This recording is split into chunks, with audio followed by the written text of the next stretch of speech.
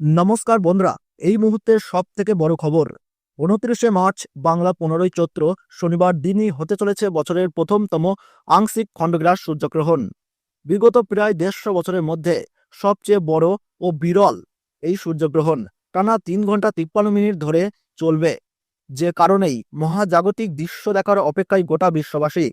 তবে সূর্যগ্রহণ চলাকালীন সময়ে সকলকেই থাকতে হবে অত্যন্ত সাবধান, কারণ বছরের প্রথমতম সূর্যগ্রহণে বেশ কিছু রাশির উপর পড়বে খারাপ প্রভাব।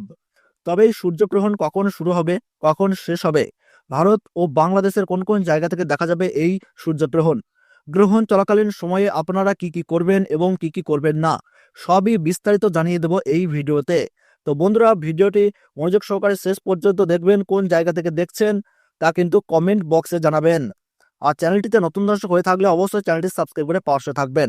তাহলে চলুন বন্ধুরা, ভিডিওটি শুরু করা যাক। ২০২৫ সাল গ্রহণ নিয়ে ইতিমধ্যেই সাড়া পড়ে গিয়েছে জনসাধারণের মধ্যে, কারণ এবারের সূর্যগ্রহণ খুবই বিশেষত হতে চলেছে। তবে হিন্দু ধর্মের গ্রহণকে কিন্তু শুভ বলে মনে করা হয় না।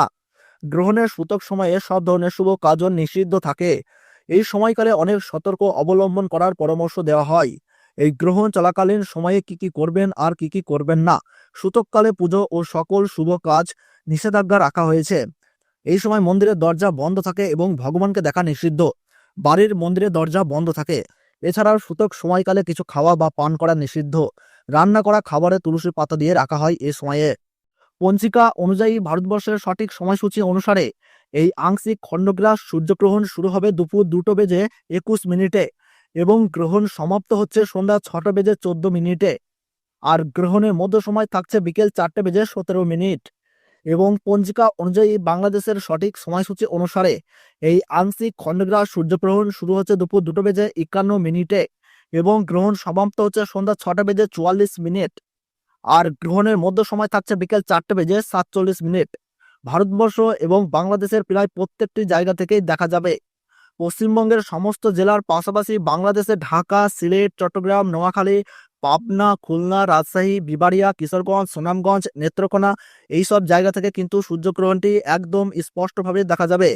এছাড়া মধ্যপ্রাচ্য, ইউরোপ, উত্তর পূর্ব আফ্রিকা, পশ্চিম এশিয়া, উত্তর আটলান্টিক মহাসাগর এবং ভারত মহাসাগরের উত্তর অংশ থেকে দেখা যাবে। সূর্যগ্রহণ শুরু হওয়ার ১২ ঘন্টা আগে থেকেই কিন্তু সূতককালের সময় শুরু হয়ে যায়। তো বন্ধুরা, ভিডিওটি ভালো লাগলে ছোট্ট একটি লাইক দেবেন এবং চ্যানেলটিতে নতুন দর্শক হয়ে থাকলে অবশ্যই চ্যানেলটি সাবস্ক্রাইব করে পাশে থাকবেন। আর কোন জায়গা থেকে এই খবরটি দেখলেন তা কিন্তু কমেন্ট বক্সে কমেন্ট করে জানিয়ে দেবেন। তাহলে সকলে ভালো থাকুন, সুস্থ থাকুন, ধন্যবাদ।